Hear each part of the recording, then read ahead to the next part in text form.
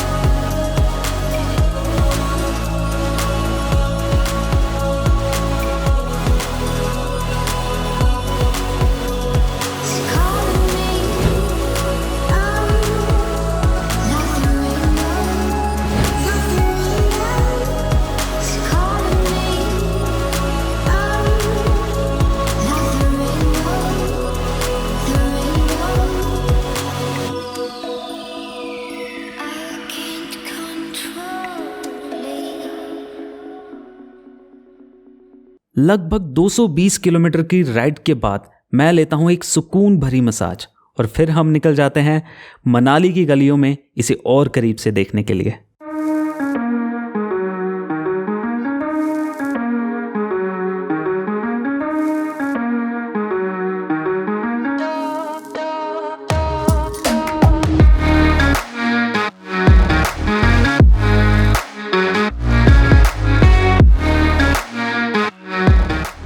अगर आप मनाली आए और हिडिंबा मंदिर ना आए तो ये कभी हो नहीं सकता। यही वो मंदिर है जहां बॉलीवुड की काफ़ी मशहूर फिल्मों की शूटिंग हुई, जैसे कि ये जवानी है दीवानी।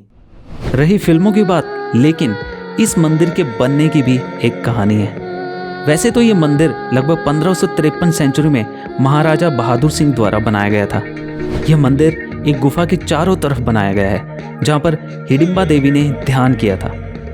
इतिहास में कहा जाता है कि हिडिंबा देवी यहाँ पर अपने भाई हिडिंब के साथ रहती थी। राक्षस परिवार में जन्म लेने के बावजूद हिडिंबा ने प्रतिज्ञा ली थी कि वह उसी पुरुष से विवाह करेगी जो उनके बहादुर और निडर भाई को हराएगा। तो पांडवों के निर्वासन के समय में जब वह मनाली पहुंचे तो उनमें से भीम ने हिडिंब को मारा था, जिसके बाद हिडिंबा का विवाह भीम से हुआ और कुछ समय बाद घटोत्कच का जन्म हुआ। इस छोटे से ट्रैक के बाद हम पहुंच जाते हैं पेट पूजा के लिए एक प्यारे से रेस्टोरेंट में। वेरी गुड मॉर्निंग दोस्तों, आज है सेकंड डे और अभी सुबह के 11:30 बज चुके हैं। हमने कुछ जगह विजिट की, जैसे कि आपने देखा हिडिंबा टेम्पल हो गया, मनु टेम्पल हो गया। अब जस्ट थोड़ा सा ब्रेकफास्ट और ब्रंच के लिए हम यहाँ पे आए हैं और ये है हमारा छोटा सा एक कैफ़े है और मुझे काफ़ी अच्छा लगा, डिसेंट और क्लीन। मैं आपको अंदर से दिखाता हूँ। आपको यहाँ के हर एक चीज़ की स्पेशलिटी है, हर एक कैफ़े दूसरे कैफ़े से बहुत ही अलग है, थीम बहुत ही अलग है। तो एक बार मैं आपको दिखाता हूँ। तो ये रहा कैफ़े और बहुत ही अच्छा। ये हमारे सुचेत भाई ऑर्डर कर दिया गया है, तो बस वेट कर रहे हैं ब्रंच का। इसके बाद हम अपना रूम चेंज करेंगे।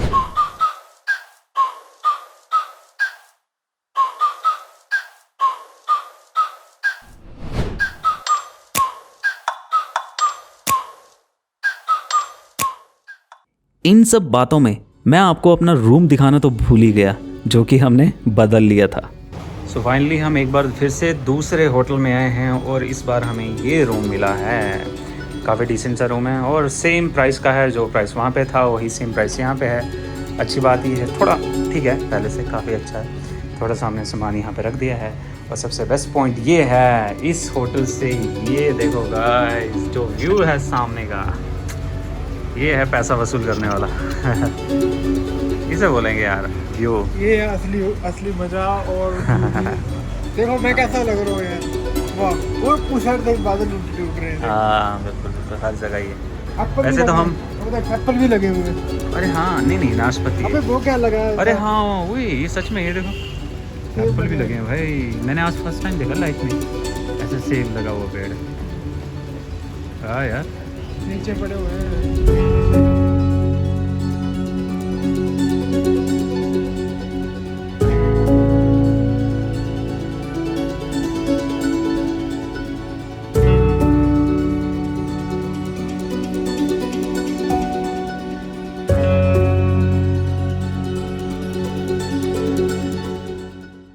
यहां तक तो सब ठीक चल रहा था, पर तभी मुझे घर से आ जाती है एक कॉल। हेलो। और मेरा मनाली की सारी ट्रिप से ध्यान हट जाता है।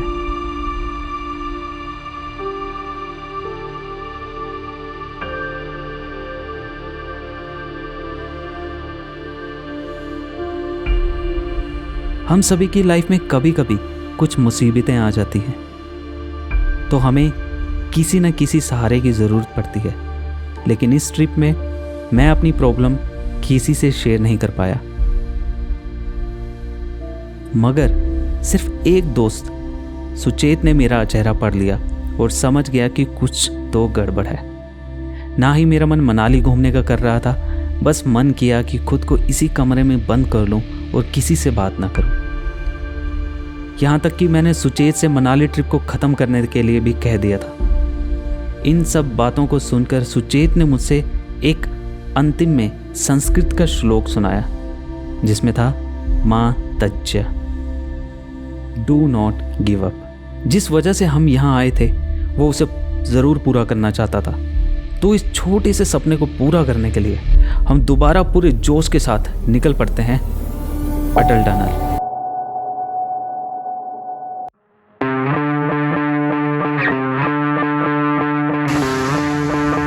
तो दोस्तों अभी पूरे समय हो रहे हैं दोपहर के ऑलमोस्ट 2:30 बजने वाले हैं और हमने प्लान किया कि सोलोंग वैली से होते हुए अटल टनल की ओर निकलेंगे और रोहतांग पास तक कोशिश करेंगे जाने की। अटल टनल से सिर्फ 2 किलोमीटर की दूरी पर हैं और आपको कुछ दृश्य दिखाते हैं दोस्तों। ये देखिए,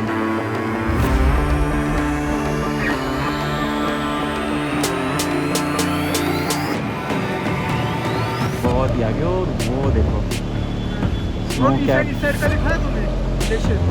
स्नो कैप माउंटेन्स, वहाँ पे पूरी बर्फ पड़ी हो रहा है। हमारे हाथ जो है ना इस वक्त ये असली एक्चुअली थोड़े से सुन्न हो गए हैं। ये रोहतांग का एरिया है ना? हाँ आई थिंक ये, हाँ मतलब यहाँ से नहीं जाता है ये, अभी मुझे भी कोई आइडिया नहीं है, बट हाँ हाँ यस, पुराना रोड जो है बोल सकते हैं। और आई थिंक ये नया रोड बना है और अभी हम टनल के पास पहुँचे नहीं है। टनल आई थिंक यहाँ से ऑलमोस्ट 1 या 2 किलोमीटर दूरी है। पता नहीं हमें अलाउड होगा वीडियो बनाना कि नहीं, बट हम कोशिश करेंगे अपनी तरफ से पूरी। बर्फ़बारी के मौसम में कभी मत आना अगर अभी ये हाल है सितंबर में, तो सोचो दिसंबर, नवंबर और जनवरी में क्या होता है। एंड फाइनली दोस्तों ये देखिए, पूरे 2:30 बजे हम अटल टनल के द्वार पर आकर खड़े हो चुके हैं और बस अटल टनल यहाँ से अंदर की तरफ जाएगी। अब दिक्कत ये है कि क्या हमें वो वीडियो बनाने दी जाएगी या नहीं, इसका हमें पता नहीं है, लेकिन मैं कोशिश करूँगा मोबाइल हाथ में पकड़ने की, स्पीड एक ही मेंटेन करनी है हमें और रुकना नहीं है और उसके बीच में ही। और लगभग पूरे 11 महीनों का सपना आज सच हो जाता है।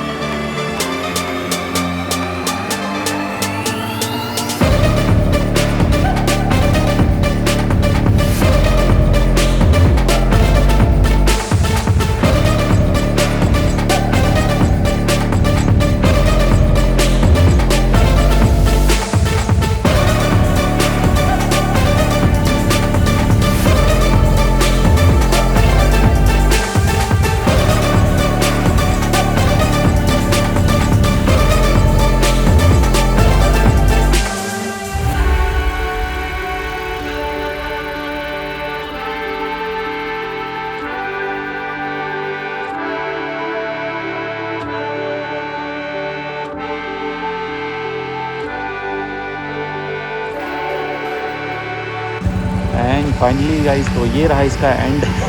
काफ़ी टाइम लग गया एटलीस्ट हमें, मुझे लगता है 20 मिनट से ज़्यादा लग गया है ना क्रॉस करने में अराउंड। बहुत ही पूरी दुनिया को देखो। हाँ ये मजे में सारी दुनिया को देखो। और ये रहा भाई, पहले सोचो कि उस एरिया के पीछे से कहीं जाते थे जिगजैग। ये रहा हमारा रोहतांग का नोट होटल, और यहाँ से फिर शुरू होता है आपका लेह लद्दाख का रूट जो कि सीधा जाता है। नाइस, बस कुछ फ़ोटोज़ क्लिक करते हैं देन फिर से वापस यहीं से हम वापस टर्न करेंगे, हम आगे नहीं जाएंगे।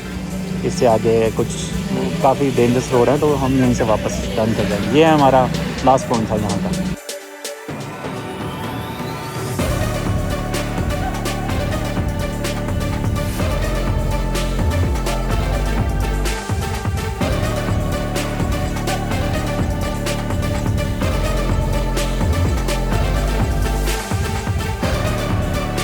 तो ये हमारे अटल टनल के एकदम नीचे है चिनाब किसने रिवर, बताया? सुचेत भाई, क्योंकि उसका डर थोड़ा बहुत है। और ये हमारे पीछे अटल टनल का एग्जिट।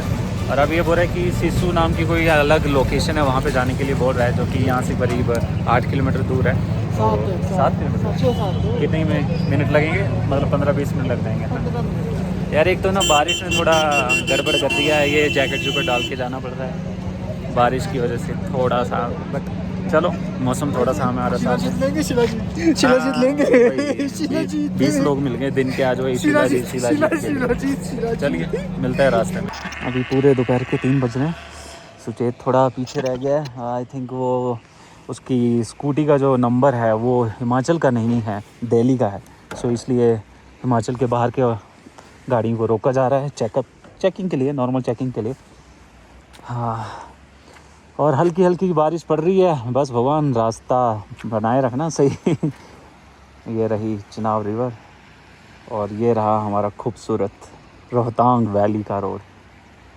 अमेजिंग। इतने ठंडे सफर में पूरे रास्ते बारिश में भीगने के बाद बस एक हॉट वाटर की बात की तमन्ना थी, जो कि पूरी होती है वशिष्ठ में।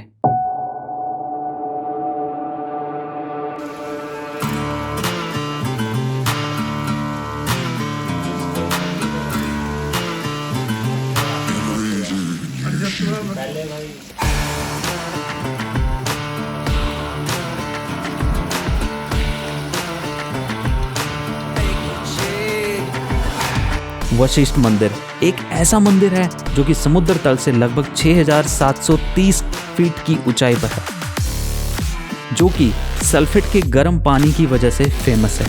वशिष्ठ एक छोटा सा गांव है जो कि मनाली से लगभग 3 किलोमीटर दूर ब्यास नदी के पास स्थित है। कहा जाता है कि इस पानी में नहाने से स्किन से रिलेटेड स्किन डिजीजेस, इन्फेक्शन और पेन तक ठीक हो जाता है। ओके, तो ये फर्स्ट टाइम एक्सपीरियंस किया, जिसे बोल सकते हो आप गर्म पानी से नहाने का। और थोड़ा सा रंग आपको लग गया होगा, पता है कि कैसा हो गया। देखो हाथों और पाँव का रंग थोड़ा सा ना ब्लडी सा हो जाता है। और रिकमेंड करूँगा कि लाइफ में ज़रूर कीजिएगा। मेरा तो फर्स्ट टाइम था, अभी सुचेत गया। मैं थोड़ा सामान की देखभाल ही कर रहा हूँ क्योंकि काफ़ी ज़्यादा लोग हैं यहाँ पे, मैं ज़्यादा शूट नहीं कर पाऊँगा। ये कुछ एरिया है यहाँ का, तो जस्ट मतलब मन नहीं कर रहा था बाहर निकलने का। तो जस्ट इमेजिन कि जब सर्दियों में लोग यहाँ पे आते होंगे तो यार जन्नत है। ऐसी चीज़ अगर हमारे वहाँ तो भाई साहब हम तो पूरा दिन उधर ही बैठे रहेंगे। अभी सुचेत की बारी है, सुचेत अभी जस्ट वहाँ पे नीचे जा रहे हैं। डे 2 मनाली हमारा आज दूसरा दिन था, और दूसरे दिन के प्लान के मुताबिक अब हमारा समय था यहाँ से मणिकरण जाने का। लेकिन बारिश हमें यहाँ से जाने नहीं देना चाहती थी।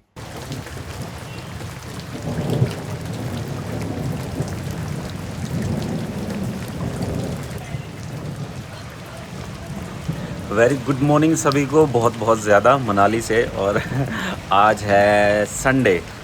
आज का प्लान का हमें कोई आइडिया नहीं है। प्लान था सुबह जल्दी उठने का, लेकिन आज सुबह से लगी हुई है बारिश, और अभी भी बारिश लगी हुई है, धीरे धीरे बारिश लगी हुई है। मेरे सामने मुझे 1 2 3 4 वाटरफॉल ऐसे दिख जा रहे हैं मुझे। लेकिन दिक्कत ये है ना, मोबाइल से वो दिख नहीं रहे। मैं आपको थोड़ा सा सबसे बड़ा वाटरफॉल वो वाला है 1, दूसरा है ये वाला 2, देखो कितना बड़ा है, ठीक है। फिर यहाँ पे कहीं है छोटा सा है, फिर ये रहा ये सब छोटे छोटे वाटरफॉल भी हैं, कुछ बिल्कुल छोटे छोटे भी हैं। वैसे तो मैंने सुचेत को बोला था कि एक बार थोड़ा सा ट्रैक करते हैं, लेकिन प्लान बन नहीं पाया ऑब्वियस रीज़न बारिश की वजह से। चलो कोई बात नहीं, नेक्स्ट टाइम ज़रूर बनाएंगे। तो आज का प्लान सुचेत ये बोल रहा है कि अभी हम निकलेंगे कुल्लू के लिए, और कुल्लू में हमारा हॉल्ट नहीं होगा, डायरेक्ट हम यहाँ से सीधा पालमपुर निकलेंगे, है ना? ये प्लान है। कुल्लू में रुकना नहीं ना? रुकना है। हाँ, तू तो बोल रहा था निकल जाते हैं, तो बोल रहा मंडे को मुझे रेस्ट मिल जाएगा। आज तो रुकना है कुल्लू में। लो भी एक और नए दिन की शुरुआत सुचेत महाजन के साथ। अच्छा, कुल्लू में क्या करना है जाके? वैसे बड़ा कुछ करना है। क्या है करने को? देखिए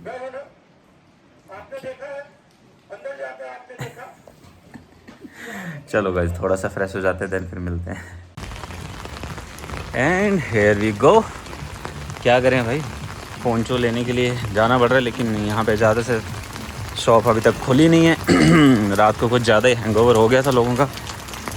पोंचो के लिए यहाँ पता करते हैं, पूछ लेते हैं। Excuse me, hello.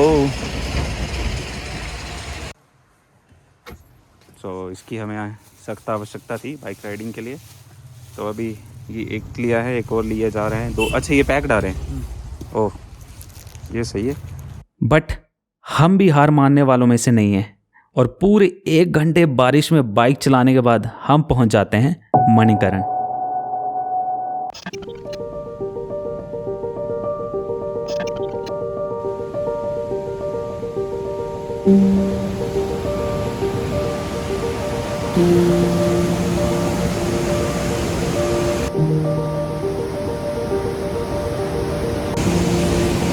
So finally दोस्तों हम पहुंच चुके हैं मणिकरण, वो भी पूरे दोपहर के 2:30 बजे।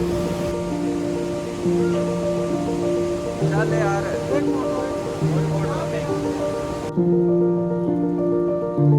तो ये रहा मणिकरण। नॉर्मल है, बस इसलिए ऐसा नहीं है ना।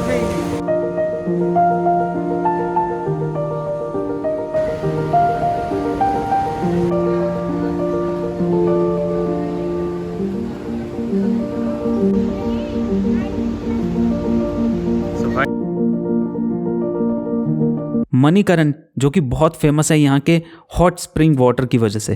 पर क्या आप जानते हैं कि आखिरकार मणिकरण में गर्म पानी कहाँ से आता है? इसके पीछे की भी एक कहानी है। ब्रह्मांड पुराण में कहा गया है कि यहाँ पर भगवान शिव और पार्वती जी ने 11,000 वर्षों तक निवास करके तप किया, और एक दिन जब जल क्रीड़ा करते समय माता पार्वती जी से उनकी चिंतमणि गिर जाती है, जो कि सीधे पाताल लोक में जाकर शेषनाग के पास पहुंच जाती है। तो भगवान शिव को पता चलते ही वह अपने गणों को मणि की तलाश करने के लिए भेज देते हैं। परंतु काफ़ी तलाश करने के बाद मणि ना मिलने पर भगवान शिव क्रोधित हो जाते हैं और अपनी तीसरी आंख खोलने ही वाले होते हैं, तो वहाँ पर नैना देवी जी प्रकट हो जाती हैं। मणिकरण ही वो स्थान है जहाँ पर नैना देवी जी का जन्म हुआ था। नैना देवी ने पाताल में जाकर शेषनाग जी को मणि लौटाने को कहा, और शेषनाग ने ऊंची फुंकार से सारी मणियाँ ऊपर की तरफ भेंट कर दी, जिसकी वजह से गर्म पानी के फुवारे से सभी मणियाँ ऊपर की तरफ पहुँच जाती हैं। उन सभी मणियों में से माता पार्वती जी उस चिंतमणि को ले लेती हैं, और बाकी सभी मणियों को शिव द्वारा श्राप देकर पत्थर बना दिया जाता है। यहाँ की ये मान्यता भी है कि अगर आप मणिकरण आते हैं तो आपको काशी जाने की आवश्यकता नहीं है, और यहाँ का पानी इतना गर्म है कि इसमें प्रसाद के लिए चावल तक पकाए जाते हैं। तो मणिकरण की इन्हीं यादों को समेटे अब समय आ गया था वापसी घर जाने का। वापसी में मैं पहुँच जाता हूँ उसी जगह मंडी जहाँ पर इस खूबसूरत सफ़र की शुरुआत का सिलसिला शुरू हुआ था। शहर के पूरे 12 बज चुके हैं, और जस्ट यहाँ से मंडी अभी कोई 20 किलोमीटर दूर है। और एक छोटे से अच्छे लंच ब्रेक के बाद हम पहुंच जाते हैं पालमपुर। तो फाइनली दोस्तों शाम के पूरे 4:30 हो चुके हैं, लगभग अभी 5 मिनट हुआ मुझे यहाँ पे पहुँचे हुए। मैं भूल ही गया था कि मुझे एंडिंग भी करनी है। तो सबसे पहले तो जूते खोले, जो कि इतने गीले थे, मेरे पाँव पूरे रास्ते गीले रहे, और जर्नी बहुत ही अच्छी रही। अब सबसे पहले तो डाटा कुछ निकाल रहा हूँ। सुचेत वॉशरूम गया है, उसको थोड़ा डाटा देना, और सुचेत ने अभी 80 किलोमीटर और दूर जाना है। तो मतलब उसे अभी 2 घंटे की जर्नी और बाकी है, क्योंकि उसके घर यहाँ से पालमपुर से लगभग 80 किलोमीटर दूर है। तो सबसे पहले डाटा निकालता हूँ फ़ोन का, कुछ सुचेत को चाहिए, कुछ डाटा मुझे उसके फ़ोन से चाहिए। तो बस वो लेन देन करनी है डाटा की, देन फिर उसको हम अलविदा कर देंगे। तो दोस्तों, मनाली के पहले एपिसोड को इतना सारा प्यार देने के लिए आप सभी का बहुत सारा ढेर सारा शुक्रिया दिल से। अगर आपको वीडियो पसंद आई होगी तो प्लीज़ इस वीडियो को लाइक एंड शेयर ज़रूर कीजिएगा, और अपने प्यारे प्यारे कमेंट्स जो नीचे ज़रूर कीजिएगा। मुझे बड़ा अच्छा लगता है आप लोगों के कमेंट्स पढ़ना। तो मिलते हैं ऐसे एक धमाकेदार वीडियो में, तब तक के लिए बाय बाय, टेक केयर, थोड़ा सा ध्यान रखिएगा, जल्दी मिलते हैं बाय।